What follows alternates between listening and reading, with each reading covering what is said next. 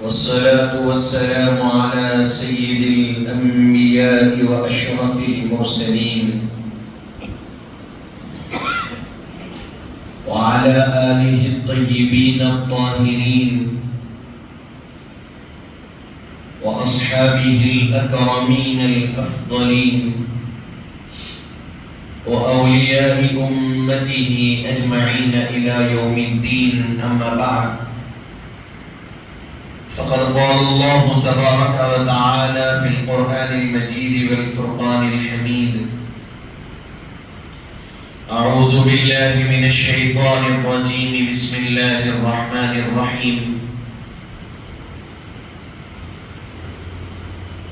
شهر رمضان الذي أنزل فيه القرآن هدى للناس وبينات من الهدى والفرقان، فمن شهد منكم الشهر فليصم، ومن كان مريضا أو على سفر فعدة من أيام أخر، يريد الله بكم اليسر ولا يريد بكم العسر، ولتكملوا العدة ولتكبروا الله على ما هداكم ولعلكم تشكرون.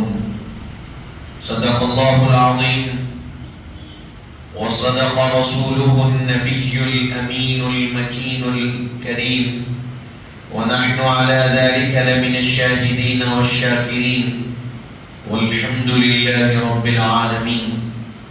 وقد قال الله تبارك وتعالى في شأن حبيبه: إن الله وملائكته يصلون على النبي يا أيها الذين آمنوا صلوا عليه وسلموا تسليما.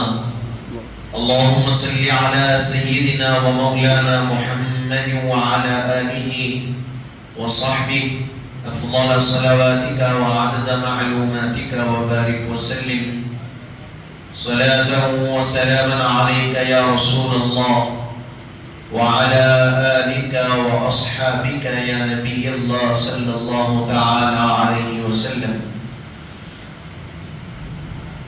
حاضرین و سامعین کرام، السلام علیکم ورحمۃ اللہ وبرکاتہ. پروردگار عالم کا کروڑا شکر اور احسان ہے کہ اللہ تبارک و تعالی نے آپ کو اور مجھ کو حبیب پاک صاحب الاولاد حضور سیدنا محمد مصطفیٰ احمد مجتبیٰ صلی اللہ علیہ وآلہ وسلم کی امت بابرکت میں پیدا فرمایا. حاضرین محترم، آپ اور ہم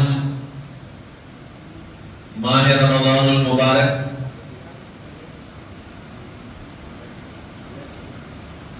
کے آج 90 روزے میں داخل ہو چکے ہیں، اور ہماری آج کی جو تراویح ہوگی انشاءاللہ تعالی وہ 10ویں تراویح ہوگی.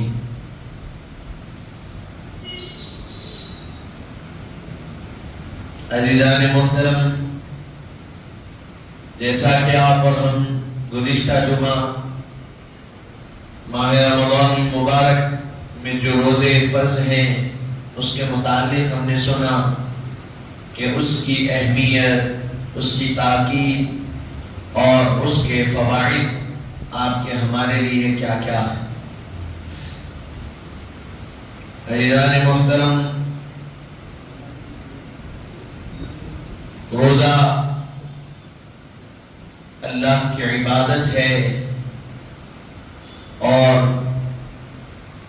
رمضان المبارک میں ہم پر پروردگار عالم نے روزوں کو فرض کیا ہے اور ہم روزے رہتے ہیں. جیسا کہ رسول پاک صلی اللہ علیہ وسلم کا ارشاد مبارک ہے کہ من صام رمضان ایمانا واحتسابا غفر له ما تقدم من ذنبه. جو کوئی کوئی شخص ایمان کی حالت میں حصول ثواب کی نیت سے رمضان المبارک میں روزے رکھتا ہے، اللہ تبارک و تعالی اس کے گزشتہ گناہوں کو معاف فرما دیتا۔ یہ آپ اور ہم روزوں کے متعلق سنیں کہ ایمان کی حالت میں جو سیام یعنی روزے رکھتا ہے، اللہ تعالیٰ اس کے گزشتہ گناہوں کو معاف فرما دیتا۔ یہ کس کا؟ حبیب پاک صلی اللہ علیہ وسلم کا قول مبارک ہے۔ پھر قرآن مجید میں ارشاد فرمایا گیا، یا ایھا الذین آمنوا، اے ایمان والوں، کتب علیکم الصیام، تم پر روزے فرض کیے گئے، کما کتب علی الذین من قبلکم، جیسا کہ تم سے پہلے کی امتوں پر فرض کیے گئے تھے، لعلکم تتقون، کیوں؟ اس لیے کہ تم متقی اور پرہیزگار بن جاؤ۔ اب روزوں کے بارے میں تو ہم سماعت کر چکے، گزشتہ جمعے کو سماعت کر چکے ہیں۔ اب روزوں کے علاوہ اس مہینے میں آپ اور ہم جس خاص عبادت سے جڑے ہوئے رہتے ہیں وہ ہے ماہ رمضان المبارک میں تراویح کا ادا کرنا۔ ماہ رمضان المبارک ایک ایسا مہینہ ہے جس میں اللہ تبارک و تعالی نفل کا ثواب فرض کے برابر عطا کرتا ہے اور ایک فرض کا ثواب 70 فرائض کے برابر عطا کرتا۔ تو جو کوئی اس مہینے میں نفل عبادت کرے، اللہ تعالی اس کے نامہ اعمال میں فرض عبادت کا ثواب لکھ دیا کرتا۔ اب آپ اور ہم غور کریے کہ ہم ماہ رمضان المبارک میں اگر نفل نماز پڑھ رہے ہیں تو پروردگار عالم اس نفل نماز کا ثواب فرض نماز کے برابر دے رہا، اور یہ کسی اور مہینے میں ہم کو یہ نعمت اللہ کی دربار سے یہ عطائیں حاصل نہیں ہوتی ہے۔ یہ خاص اللہ تبارک و تعالی نے ماہ رمضان المبارک سے ان نعمتوں کو منسلک رکھا ہے، وابستہ رکھا، یعنی یہ اس مہینے کے لیے خاص نعمتیں ہیں۔ جو اس مہینے میں اس کو حاصل کر لیتا ہے وہ حاصل کر لیتا ہے، جو اس مہینے میں اس کو چھوڑ دیا تو پھر کبھی وہ نعمتیں پھر اس مہینے کے علاوہ اس کو حاصل ہونے والی نہیں۔ حاضرین محترم، یہ اس مہینے کے اندر یہ مہینہ جتنے دن کا ہوتا ہے 29 دن، ان 29 یا 30 دن کی حد رہتی ہے۔ اس 30 دن یا 29 دن کے اندر جو عبادتیں کر لیتا ہے، جو سعی کر لیتا ہے، اللہ تعالیٰ اس کو یہ نعمتیں عطا فرما دیتا کہ جو نفل پڑھ لیتا ہے اللہ تعالیٰ اس کے نامہ اعمال میں فرض کے پڑھنے کا ثواب لکھتا ہے، اور جو ایک فرض ادا کرتا ہے اللہ تعالیٰ اس کے نامہ اعمال میں 70 فرائض کے ادا کرنے کا ثواب لکھ دیتا۔ حاضرین محترم، اس ماہ مبارکہ میں جب نفل کا اتنا ثواب بتلایا گیا ہے اور فرض کا ہی ثواب بتلایا گیا ہے تو آپ سوچئے کہ سنت نمازوں کا کیا ثواب ہوگا اس مہینے میں۔ سنت وہ نماز کو سنت کہا جاتا ہے جس کو حبیب پاک صاحب دولت صلی اللہ علیہ وسلم نے جس پر عمل فرمایا، جس نماز کو حضور پاک صلی اللہ علیہ وسلم نے پڑھا اس کو سنت کہا جاتا ہے۔ تو جو ہم ماہ رمضان المبارک میں نماز تراویح ادا کرتے ہیں یہ حضور پاک صلی اللہ علیہ وسلم کی سنت مبارکہ۔ ماہ رمضان المبارک میں ہم جو تراویح ادا کرتے ہیں وہ حضرت سیدنا محمد صلی اللہ علیہ وسلم کی سنت مبارکہ، نہ صرف سنت مبارکہ ہے بلکہ علماء ربانیین لکھتے ہیں کہ نماز تراویح صرف سنت نہیں ہے بلکہ سنت مؤکدہ ہے۔ سنت کے بھی دو اقسام بتلائے گئے، سنت مؤکدہ اور غیر مؤکدہ۔ سنت مؤکدہ عام طور پر آپ کے سمجھنے اور سمجھانے کے لیے عرض کروں کہ فجر کی فرض سے پہلے جو 2 رکعت ہم پڑھتے ہیں وہ سنت مؤکدہ۔ اسی طرح جمعہ کے دن فرض سے پہلے بعد پڑھتے ہیں وہ سنت مؤکدہ۔ اسی طرح عشاء سے پہلے جو 4 رکعت ہے وہ سنت غیر مؤکدہ۔ سنت مؤکدہ یعنی وہ سنت جس پر حضور پاک صلی اللہ علیہ وسلم کا کثرت سے عمل رہا اور کبھی کبھی آپ نے اس کو ترک فرمایا، اور سنت غیر مؤکدہ یعنی وہ سنت جس کو حضور پاک صلی اللہ علیہ وسلم نے اکثر اس پر عمل نہیں فرمایا، کبھی کبھی آپ نے عمل فرمایا، وہ غیر مؤکدہ۔ جو آپ نے کثرت سے عمل فرمایا وہ سنت مؤکدہ قرار پائی، اور جس پر کثرت سے جس پر عمل نہیں کیا وہ سنت غیر مؤکدہ۔ تو نماز تراویح کے بارے میں علماء ربانیین فرماتے ہیں کہ یہ نماز تراویح وہ نماز ہے جو نہ صرف سنت ہے بلکہ یہ سنت مؤکدہ۔ تو آپ سمجھیے، آپ غور کریے کہ یہ نماز کی اہمیت کیا ہے۔ اور حبیب پاک صلی اللہ علیہ وسلم نے ارشاد فرمایا، بخاری شریف کی حدیث مبارکہ، حضرت ابو ہریرہ رضی اللہ عنہ روایت کرتے ہیں، ان ابی ہریرہ رضی اللہ عنہ قال ان النبی صلی اللہ علیہ وسلم من قام رمضان ایمانا واحتسابا غفر له ما تقدم من ذنبه۔ حضرت ابو ہریرہ رضی اللہ عنہ روایت فرماتے ہیں کہ رسول اللہ صلی اللہ علیہ وسلم نے ارشاد فرمایا کہ جو کوئی رمضان المبارک کے مہینے میں ایمان کی حالت میں حصول ثواب کے لیے قیام کرے راتوں میں، اللہ تعالی اس کے گزشتہ گناہوں کو معاف فرما دیتا۔ حضرت ابو ہریرہ فرماتے ہیں، کون ہے یہ؟ احادیث مبارکہ میں سب سے زیادہ کثرت سے حدیثوں کو روایت کرنے والے حضرت ابو ہریرہ رضی اللہ عنہ، اور یہ حدیث مبارک بخاری اور مسلم میں یہ حدیث مبارک کو بیان فرمایا گیا کہ آپ فرماتے ہیں کہ جو کوئی ایمان کی حالت میں یعنی ایمان کے ساتھ حصول ثواب کے لیے رمضان المبارک کی راتوں میں قیام کرے، اللہ تعالی اس کے گزشتہ گناہوں کو معاف فرما دیتا۔ اس میں روزہ رکھنے سے بھی گزشتہ گناہ معاف ہوتے ہیں، رات کے قیام سے بھی گزشتہ گناہوں کو اللہ تعالی معاف فرما دیتا۔ تو عزیزان محترم، اس ماہ مبارکہ میں جو صیام و قیام کی پابندی کرتا ہے، اللہ تعالی اس کے گناہوں کو معاف فرما دیتا۔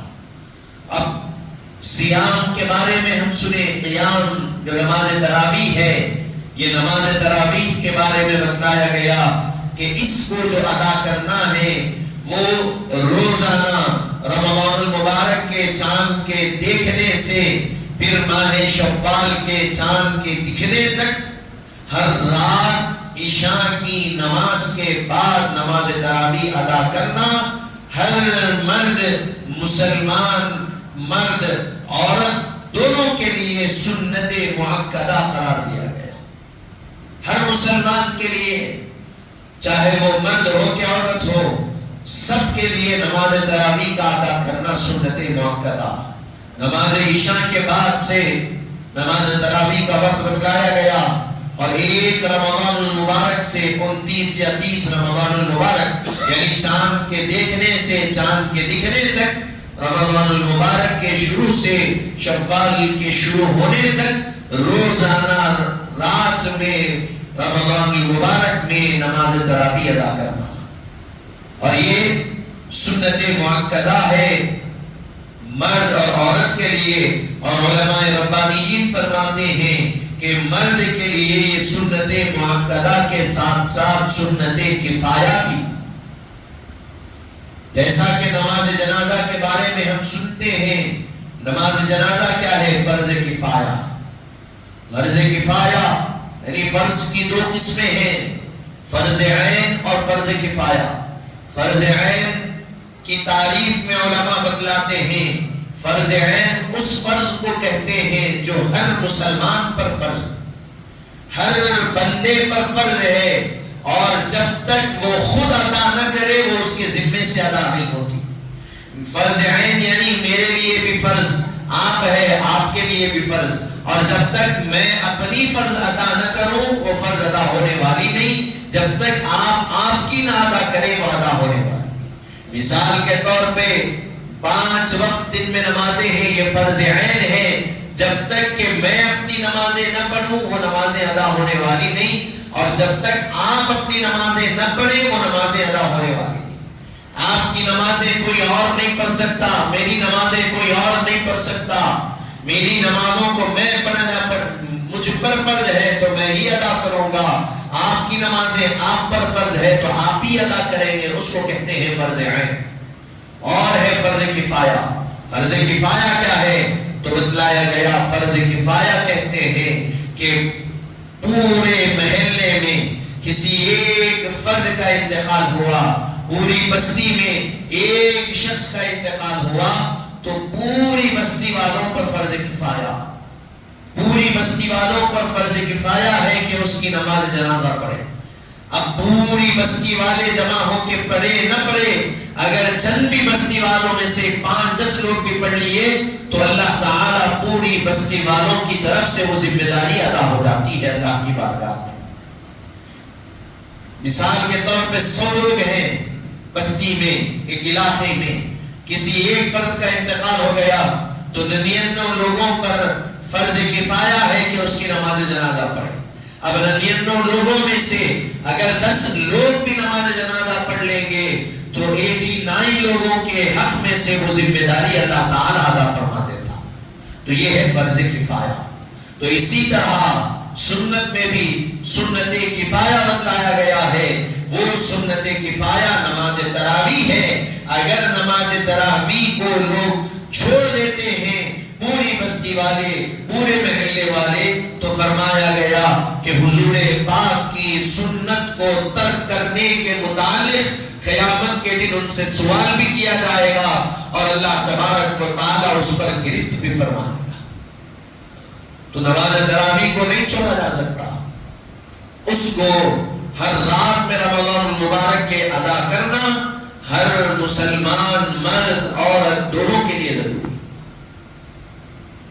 حدیث مبارکہ میں تفصیلی حدیث مبارکہ ہے جس میں ارشاد فرمایا گیا، حضرت نبی کریم صلی اللہ علیہ وسلم مسجد نبوی میں حجرے مبارکہ سے تشریف لائے رمضان المبارک کی راتوں میں، اور آپ نے نماز ادا فرمائی. پہلا دن تھا، صحابہ کی تعداد کم تھی، صحابہ نماز پڑھ لیے. اب نماز کے بعد جب اپنے گھروں کو گئے تو پھر جن سے وہ جو نماز پڑھنے والے صحابہ ہیں وہ صحابہ جس صحابی سے ملتے گئے ان کو کہتے گئے کہ آج رسول پاک صلی اللہ علیہ وسلم نے ایک نماز پڑھائی. دوسرا دن آیا، رات ہوئی، صحابہ کی تعداد بڑھی، پھر حضور پاک رونق افروز ہوئے اور حضور پاک صلی اللہ علیہ وسلم نے پھر وہ نماز پڑھا. پھر حضور پاک صلی اللہ علیہ وسلم کی امامت میں صحابہ نے نماز پڑھی. تو اب جتنے صحابہ دوسرے دن جمع ہوئے تھے وہ صحابہ جب دوسروں سے ملے تو پھر وہ صحابہ کو کہنے لگے کہ پھر حضور پاک نے آج دوسرے دن بھی نماز پڑھائی، پھر نماز پڑھائی. پھر تیسرا دن آیا تو صحابہ کی تعداد میں اور اضافہ ہو گیا. کثیر مجموعہ صحابہ کا تیسرے دن مسجد نبوی میں جمع ہوا اور حضور پاک صلی اللہ علیہ وسلم اس دن تشریف لے لائے. اور فرمایا بعد میں جب آئے تو فرمایا کہ میں تمہارے جمع ہونے کو جانتا ہوں کہ تم کس لیے جمع ہوئے ہیں، لیکن مجھے اندیشہ ہے کہ میں اگر آج بھی آ کر یہ نماز پڑھا دوں تو کہیں یہ نماز تم پر فرض نہ کر دی جائے، اسی لیے میں آج اس نماز کے لیے تشریف نہیں لایا. حاضرین محترم، ایک دن آپ نے امامت فرمائی، دوسرے دن آپ نے امامت فرمائی، تیسرا دن آیا، صحابہ کرام کثیر تعداد میں مجموعی طور پر جمع ہو گئے، لیکن حضور تشریف نہیں لائے اور امامت نہیں فرمائی، اور فرمایا کہ مجھے اندیشہ ہے کہ اگر میں آج امامت کرتا تو کہیں تم پر یہ جو نماز میں پڑھا رہا ہوں یہ نماز تم پر فرض نہ کر دی جائے، یہ مجھے اندیشہ ہے، اسی لیے میں نے اس نماز کی امامت نہیں فرمائی، یہ نماز نہیں پڑھایا۔ پھر صحابہ کرام فرماتے ہیں کہ حضرت رسول پاک کے زمانے میں صحابہ کرام علیحدہ وہ نماز پڑھتے رہے، پھر حضرت ابو بکر کا دور مبارک آیا، قریب 2-2.5 سال آپ کا دور رہا، آپ کے دور میں بھی وہ نماز علیحدہ طور پر ادا کی جاتی رہی، پھر حضرت سیدنا عمر رضی اللہ عنہ کا دور آیا تو آپ نے فرمایا کہ میں چاہتا ہوں کہ اس نماز کے لیے پورے لوگوں کو ایک ساتھ جمع کر دوں۔ حضرت عمر نے کیا کیا؟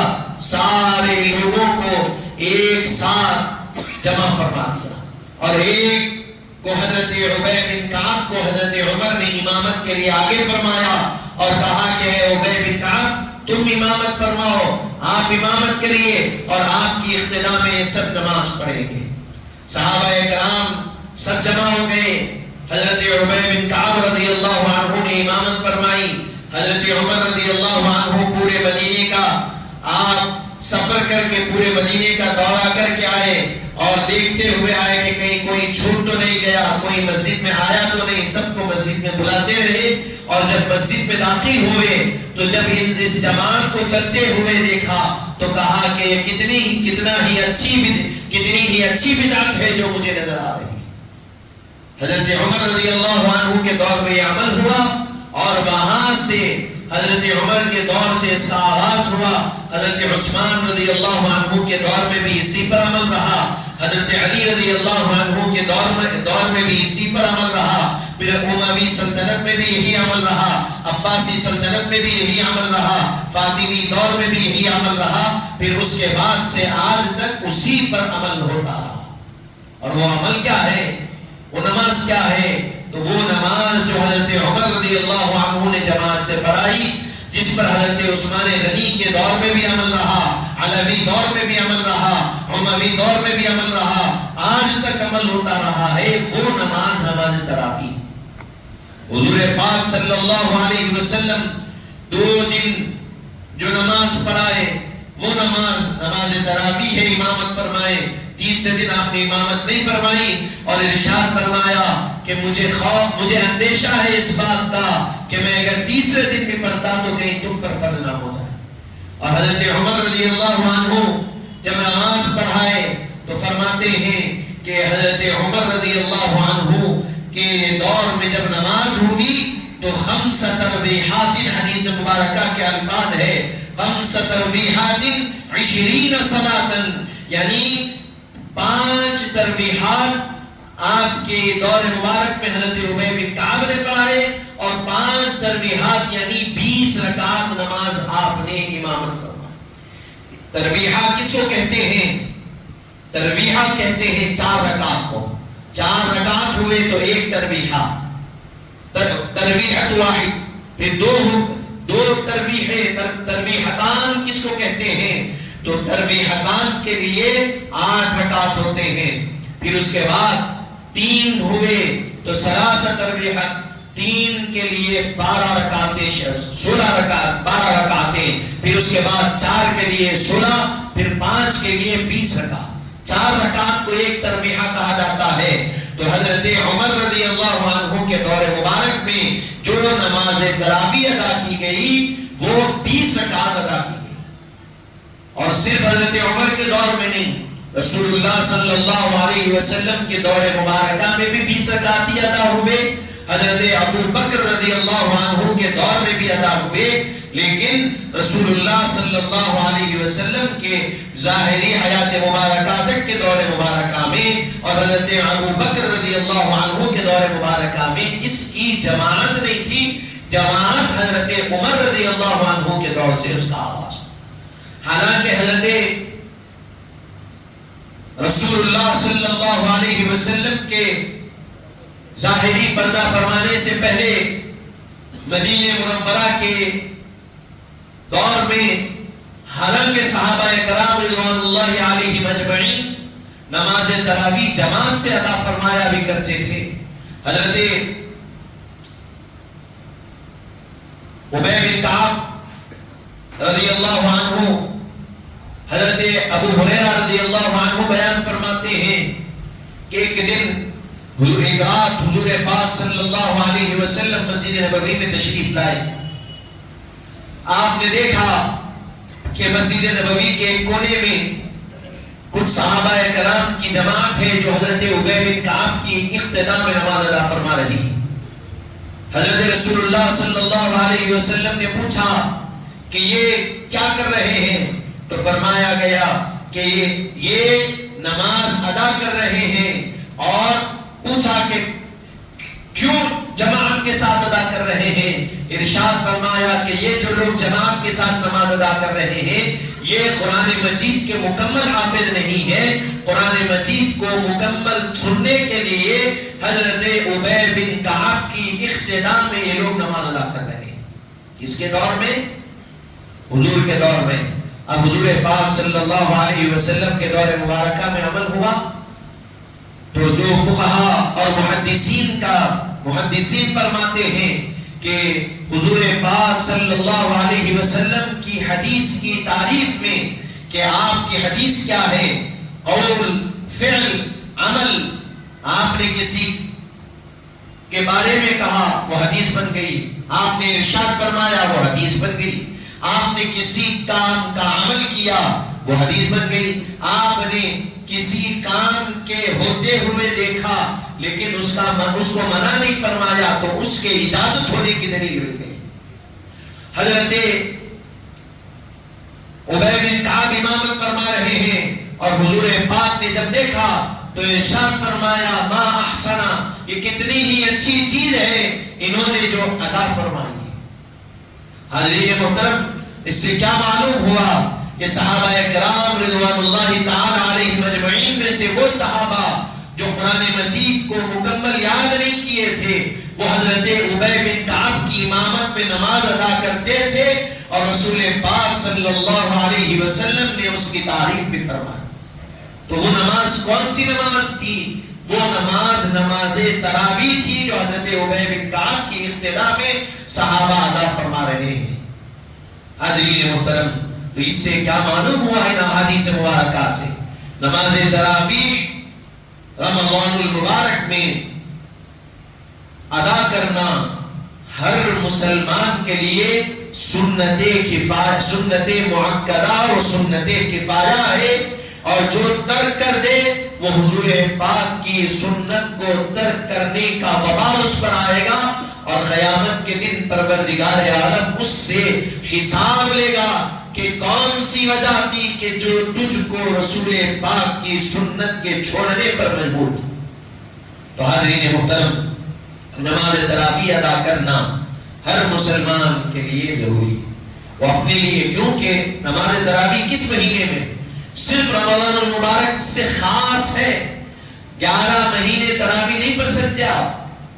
11 مہینے آپ رات میں ٹھہر کے پڑھیے، عشاء کی نماز پڑھ کے 20 رکعت آپ پڑھیے، آپ کو نفل کا ثواب ملے گا لیکن سنت کا ثواب آپ کو نہیں ملے گا. اور رمضان المبارک سے خاص اس کا تعلق ہے. رمضان المبارک چوں ہی شروع ہوتا ہے تراویح کا آغاز ہوتا ہے اور اس کے اختتام پر تراویح کا بھی اختتام ہو جاتا ہے. اور آپ سوچئے اس کے ثواب کو کہ اللہ کتنا ثواب ہم کو عطا فرما رہا ہے کہ ایک نفل رمضان میں پڑھ رہے ہیں تو فرض کا ثواب مل رہا ہے. یہ تو تراویح خالی سنت نہیں ہے بلکہ سنت مؤکدہ ہے اور سنت کفایہ ہے. ہم اس کو ادا کریں گے تو اللہ کتنا ثواب ہم کو عطا کرے گا اللہ ہی جانے. اب اس کے بارے میں حضور پاک نے حدیث شریف میں فرمایا من قام رمضان ایمانا واحتسابا غفر له ما تقدم من ذنبه.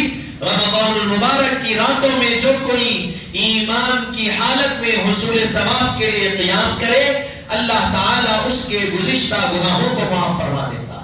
اب اس سے بڑھ کے ثواب کیا ہونا، اس سے بڑھ کے کون سی نعمت ہم کو حاصل ہونی ہے کہ ہم قیام کر رہے ہیں، اللہ تعالی ہمارے گزشتہ گناہوں کو معاف فرما دے گا۔ یہ کون سی نماز ہے؟ نماز تراویح کی۔ حاضرین محترم، آپ نے سنا بخاری شریف کی حدیث مبارکہ، صحیح مسلم کی حدیث مبارکہ کہ حضور پاک صلی اللہ علیہ وسلم کے دور مبارکہ میں بھی تراویح ہوئی، حضرت ابو بکر رضی اللہ عنہ کے دور مبارکہ میں بھی تراویح ہوئی، اور حضرت عمر رضی اللہ عنہ کے دور مبارکہ سے نماز تراویح کا آغاز جماعت کے ساتھ ہوا باضابطہ، جب سے آج تک وہ عمل چل رہا ہے، اور وہی عمل اہل سنت والجماعت نے اپنایا ہے، اور یہی عمل پر عمل کرنا کامیابی کی علامت ہے۔ پھر اب اس کے بعد اب آپ سنیے، صحابہ کرام رضوان اللہ علیہم اجمعین نے اس پر عمل فرمایا۔ تو صحابہ کرام کی جماعت کیسی؟ ہم دین کو لیں گے تو کہاں سے لیں گے؟ ہمارے دین کے لینے کا جو ذریعہ ہے وہ صحابہ کرام۔ ہم دین کس سے لیے؟ صحابہ کرام سے لیے۔ ہم نمازوں کا طریقہ ہم کو کہاں سے ملا؟ صحابہ کرام سے ملا۔ روزوں کا طریقہ ہم کو کس سے ملا؟ صحابہ کرام کے ذریعے سے ہم کو ملا۔ صحابہ کرام نے جو دیکھا وہ صحابہ کرام نے اس کو روایت کر دیا، اس کو بیان کر دیا، اور قیامت تک آنے والے لوگوں کے لیے اس کو مشعل راہ بنا دیا۔ حاضرین محترم، صحابہ کرام کا اس پر عمل رہا، بلکہ علماء فرماتے ہیں صحابہ کا نہ صرف اس پر عمل رہا بلکہ تمام صحابہ، مہاجروں، انصار اور اجلہ صحابہ کا اس پر اجماع ہے، نماز تراویح 20 رکعت ہے اور جماعت کے ساتھ ادا کی جائے گی۔ اس پر صحابہ کرام کا اجماع۔ کس لیے؟ حضرت ابی بن کعب نے نماز پڑھائی، اس وقت کون کون موجود تھے؟ حضرت ابو ہریرہ موجود تھے، حضرت عمر موجود تھے، جن کے بارے میں حضور نے ارشاد فرمایا کہ میرے بعد اگر کوئی نبی ہوتے کون ہوتے؟ عمر ہوتے، جن کے علم کی اور جن کی فہم کی شان یہ ہے، جن کے خیال و فکر کی شان یہ ہے کہ ان کے بارے میں ارشاد فرمایا الذین کان وحیہ موافقا بالکتاب، الذی کان وحیہ موافقا بالکتاب۔ یہ کون ہے عمر؟ یہ وہ ہیں جن کے مطابق اللہ نے قرآن میں وحی نازل فرمائی۔ یعنی حضرت عمر جو سوچتے، جو خیال کرتے، اللہ ان کے مطابق ان کے خیال کے مطابق وحی کو نازل فرما دیتا۔ آپ آج اور ہم اذان دے رہے ہیں، آپ مسجدوں میں اذان ہوتی ہے، یہ کون اذان کے جملوں کو کہا؟ یہ اذان کے جملے کہنے والے حضرت عمر رضی اللہ عنہ کی ذات مبارکہ۔ حضرت عمر موجود ہے، حضرت عثمان غنی موجود ہے، حضرت مولا علی موجود ہے، وہ مولا کائنات جن کو مدینۃ العلم کا باب العلم کہا جاتا ہے، وہ مولا علی جن کے بارے میں صحابہ کرام فرماتے ہیں اقضانا علی و اخرانا ابی، ہمارے درمیان اگر مسائل کو حل کرنے کے لیے کوئی ذات منفرد تھی، اگر کوئی مسائل درپیش ہوتے تو ہم ان مسائل کا ہم اگر تلاش کرتے حل تو حضرت علی کے پاس چلے جاتے، وہ سب سے بہترین مسئلوں کا حل فرما دیتے۔ اور آگے فرماتے ہیں وَأَقْرَعْنَ عَلِيٌّ، اور ہمارے درمیان قرآن کی تلاوت میں سب سے بہترین اور عمدہ انداز میں تلاوت کرنے والے حضرت ابی بن کعب رضی اللہ عنہ۔ اب آپ بولیے، وہ علی جن کو شیر خدا کہا جائے، وہ علی جن کو باب العلم کہا جائے، ان کے سامنے کوئی غلط چیز ہو تو وہ منع کریں گے؟ نہیں کریں گے۔ حضرت عثمان، وہ عثمان غنی جو قرآن کو جمع کرنے والے ہیں، وہ عثمان غنی جو رسول پاک کے دو صاحبزادیوں کے شوہر بنے، ان کے سامنے کوئی غلط عمل ہو تو وہ روکیں گے کہ نہیں روکیں گے؟ حضرت ابو ہریرہ، ان سے زیادہ حدیثوں کو کسی نے یاد نہیں کیا، کسی نے بیان نہیں کیا، ان کے سامنے کوئی غلط عمل ہو تو وہ روکیں گے کہ نہیں روکیں گے؟ کہ نہیں، یہ رسول اللہ کا عمل نہیں ہے، اس سے رک جاؤ۔ روکیں گے کہ نہیں روکیں گے؟ حضرت عمر روکیں گے کہ نہیں روکیں گے؟ حضرت عمر وہ ہیں جن کے بارے جو کسی خراب اور غلط عمل کو آپ برداشت بھی نہیں کر سکتے تھے، وہ حضرت عمر، وہ کیسے دین میں کوئی خراب عمل کو داخل کریں گے؟ کریں گے کیا؟ آپ بتائیے، آپ خود سوچئے۔ آج کے 1400 سال کے بعد پیدا ہونے والے کسی عالم کا علم اس مقام تک پہنچ گیا جس مقام پر حضرت عمر کا علم تھا. آپ سوچئے ایسا ہو سکتا؟ 1400 سال کے بعد پیدا ہونے والے کسی مصنف کا علم اتنا ہو سکتا ہے جتنا حضرت ابو ہریرہ کا علم تھا؟ نہیں ہو سکتا. 1400 سال کے بعد جو کوئی پیدا ہوگا، جو کوئی حدیثوں سے مسئلہ اخذ کرے گا، ان حدیثوں کے راوی حضرت ابو ہریرہ ہوں گے. ان کی جوتی کے برابر بھی اس کا علم نہیں ہو سکتا. حاضرین محترم، وہ صحابہ کرام جس پر عمل بھی کیے، ان صحابہ کرام کا اجماع ہے وہ سارے صحابہ جس پر جمع ہوئے وہ نماز تراویح. اور وہ کتنی رکعت ہے؟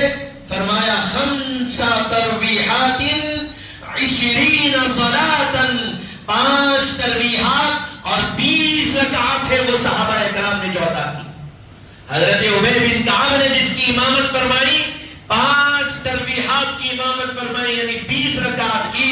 اور وہ 20 رکعت حضرت ابو ہریرہ بھی پیچھے پڑھ رہے ہیں، حضرت عثمان غنی بھی پڑھ رہے ہیں، حضرت مولا علی بھی پڑھ رہے ہیں. تمام صحابہ کرام کو نماز کو ادا فرما رہے ہیں. نہ صرف ادا کیے بلکہ حضرت عثمان کا دور آیا تو آپ کہہ سکتے تھے کہ عمر کے دور میں تھا، میرے دور میں نہیں ہونا. حضرت علی کہہ سکتے تھے کہ میرے دور میں نہیں ہونا. نہیں، حضرت عثمان کے دور میں بھی اسی پر عمل رہا، حضرت علی رضی اللہ عنہم اجمعین کے دور میں بھی اسی پر عمل رہا. تو اب یہ عمل کیا فرمایا؟ یہ عمل پر صحابہ کا اجماع ہو گیا. یہ عمل پر اب کسی اور چیز کی دلیل کی ضرورت نہیں، کیونکہ ہم جو فقہ کو مانتے ہیں، جو مخلد ہے، وہ غیر مخلد تو کسی کو نہیں مانتے. ہم کو ان کو بتانا بھی نہیں، ہم کو اپنے آپ کو بچانا.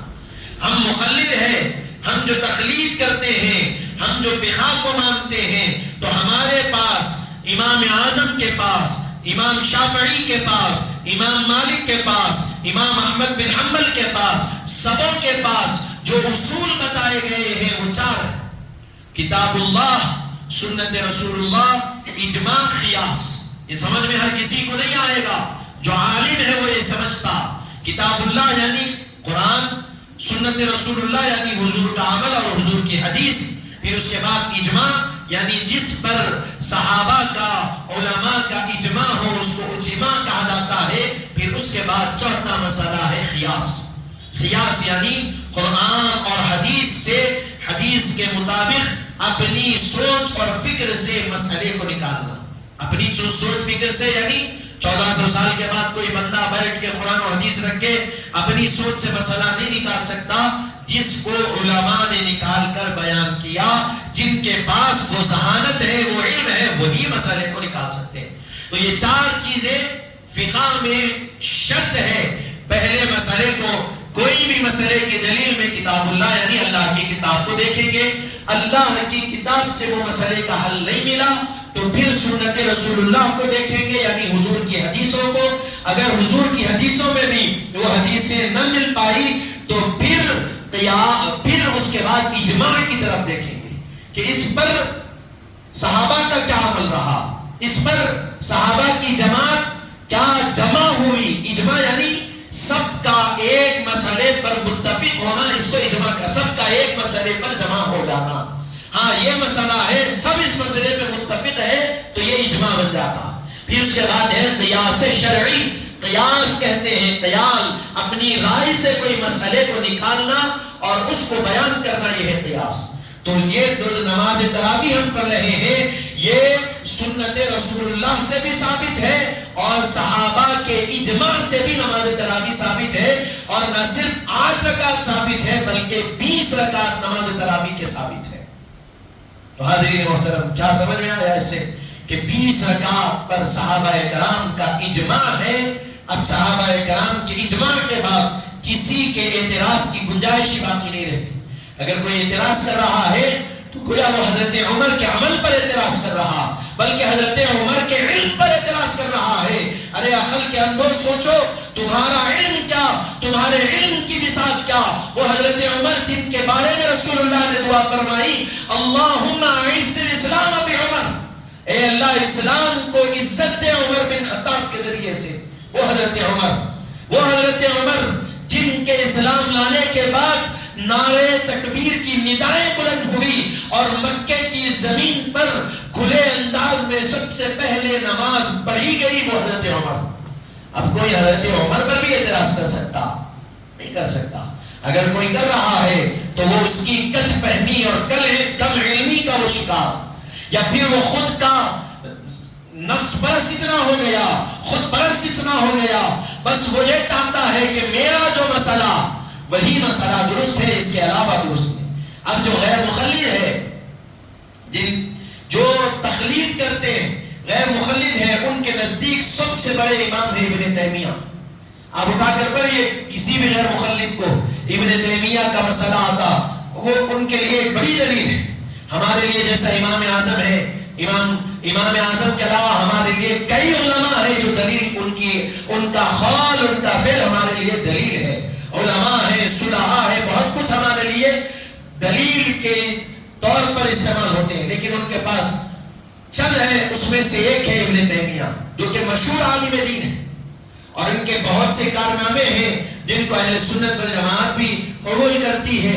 تو اہل سنت والجماعت کے علماء نے لکھا کہ ابن تیمیہ رحمت اللہ علیہ جو غیر مخلد جن کو مانتے ہیں، جن کی مانتے ہیں، وہ ابن تیمیہ کے سامنے فتویٰ آیا تو انہوں نے ان سے پوچھا گیا کہ نماز تراویح کتنی ہے، تو انہوں نے فرمایا صحابہ کا عمل اور اس سے یہ ثابت ہے کہ نماز تراویح 20 رکعت ہے، اور اسی پر علماء کا عمل رہا اور اسی پر امت کو عمل کرنا بھی چاہیے. یہ ابن تیمیہ کا قول.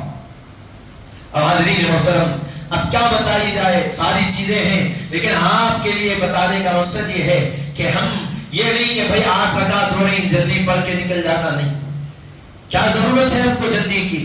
ایک مہینہ کیا ہم اللہ کے لیے نہیں نکال سکتے وقت؟ اور کتنا پڑھ رہے ہیں ہم؟ 12 پارہ پڑھ رہے ہیں، 3 پارے پڑھ رہے ہیں، کتنا وقت لگے گا؟ اگر مثال کے طور پہ 8:30 بجے بھی عشاء کی تراویح کی اگر آغاز ہوگا 1.25 پارے میں، بمشکل 9:45 بجے تراویح ختم ہو جاتی. اتنا وقت نہیں ہے ہمارے پاس اللہ کو دینے کے لیے. جو اللہ ہم کو کھلا رہا ہے، جو اللہ ہم کو نعمتیں دے رہا ہے، جس اللہ نے ہم کو آنکھیں دی، جس اللہ نے ہم کو بے بہا نعمتیں دی، ہم بیان نہیں کر سکتے اللہ نے اتنی نعمتیں ہم کو سرفراز فرمائی. کیا اتنی نعمتوں کے دینے والے پروردگار کے لیے چند لمحات ہمارے پاس نہیں ہے وقت نکال کے دینے کے لیے؟ نہیں ہے نکال کے دینے کے لیے. اگر نہیں ہے تو پھر ہمارے سے بڑا بدبخت کون ہے دنیا میں جو تھوڑا سا وقت اللہ کے لیے نہیں نکال سکتا؟ اور وہ بھی سال کے 11 مہینے نہیں نکالنا ہے آپ کو، صرف 1 مہینہ نکالنا. 1 مہینہ وقت نکالنے کے لیے آگے پیچھے نہیں. 8 رکعت ہے، 8 رکعت پڑھی جائے، 8 رکعت پڑھ لینے سے کافی ہو جاتا ہے. یہی عمل ہے، اسی پہ ثابت ہے. تو بھائی آپ 8 رکعت پڑھو یا 12 رکعت. ایک عالم صاحب کے پاس مسئلہ آیا کہ حضرت نے سوال کیے کہ 8 رکعت نماز تراویح، تو آپ 20 رکعت پڑھتے ہیں، 8 رکعت ہے. تو بولے ٹھیک ہے 20 رکعت 8 رکعت ہے، کیا ہے مسئلہ آپ کا؟ تو مسئلہ یہ ہے کہ آپ چلے گئے، میں چلے گیا، اللہ تعالیٰ قیامت کے دن معلوم ہوا 8 رکعت تراویح ہے، ہم تو چلے جائیں گے، آپ کا کیا ہوگا؟ حضرت بولے کہ کیا ہوگا؟ 8 رکعت ہے تو میں تو 20 پڑھا نا، 8 تراویح بنے گی، باقی کے 12 نفل بنیں گے. آپ ذرا یہ بتائیے اگر وہاں بولا گیا 20 تھے آپ 8 پڑھے تو 8 کا آپ حساب دیں گے، 12 کہاں سے لائیں گے آپ؟ اور پریشان ہو گئے، کہا ارے یہ تو سر آپ تو بھائی جب سوچ رہے ہیں تو 2 طرفہ سوچو. ایسا نہیں کہ آپ اپنی سوچ کو لے کر دین پر چلیں گے، نہیں، ہماری سوچ کے مطابق ہم چلنے والے نہیں. آپ کو ہم کو بتایا سمعنا واطعنا، ہمارا کام کیا ہے؟ سننا ہے اور اطاعت کرنا. ہم سوچ کر اپنی خیال سے، اپنے فکر سے، اپنے ذہن کے مطابق دین پر عمل نہیں کریں گے، بلکہ جو ہم کو بتایا گیا اس پر عمل کریں گے اور جو کہا گیا اس کی اطاعت کریں گے. اسی میں ہماری کامیابی. اگر ہم خود دین کو سمجھنے کے لیے بیٹھ جائیں گے تو ہم نہیں سمجھ سکتے دین کو. آپ دین کو سمجھنے کے لیے آپ کے پاس کون سا ٹول ہے، کون سا آلہ ہے جس سے آپ دین کو سمجھ سکتے ہیں؟ گوگل سے آپ کو دین سمجھ میں آئے گا، یوٹیوب کے ذریعے سے دین سمجھ میں آئے گا، انسٹاگرام اور فیس بک کے ذریعے سے دین سمجھ میں آئے گا نہیں. دین کو سمجھنے کے لیے کم سے کم 10 سے 12 سال علماء کی صحبت میں بیٹھ کر علم جب حاصل کرتے ہیں تب جا کر تھوڑا تھوڑا دین کا علم سمجھ میں آتا. کہاں سے نکل گئے, کوٹ پینٹ پہن لیے, ٹائی لگا لیے اور علم دین کی بات کرنے نکل گئے, سمجھانے نکل گئے, تو نہیں. نہ خود علم دین سمجھ سکتے, نہ دوسروں کو سمجھا سکتے ہیں. علم دین سمجھنے اور سمجھانے کے لیے پہلے خود علم کو حاصل کرنا پڑتا ہے, پھر جا کر علم دین سمجھیں گے, پھر سمجھانے کے قابل بنیں گے. تو حاضرین محترم, صحابہ اکرام رضوان اللہ تعالی علیہم اجمعین کا 20 رکعت نماز تراویح پر اجماع ہے. آپ کو ہم کو بھی 20 رکعت مکمل رمضان المبارک ادا کرنا. آپ کی مصروفیتیں ہیں. آپ اگر ایک دہا آج مکمل ہوگا پہلا دہا, آپ اگر کہیں پر 3 پارے پڑھ لیے ہیں تو اچھا کیے, پڑھ لیے. باقی کے جو 20 اور تراویح آپ کے باقی ہیں, اگر آپ جماعت سے پڑھتے ہیں تو جماعت سے پڑھیے, اگر نہیں پڑھ سکتے تو انفرادی طور پر صحیح, لیکن آپ تراویح پڑھیے. تراویح کو آپ چھوڑ نہیں سکتے. آپ کام پر بھی ہے, کاروبار پر بھی ہے تو کاروبار کریے. جب گھر کو آپ آئیں گے واپس تو وقت نکال کر 20 رکعت 10 سورہ الم ترا سے والناس تک 10 سورے ہوتے ہیں, وہ یاد کر لیجئے.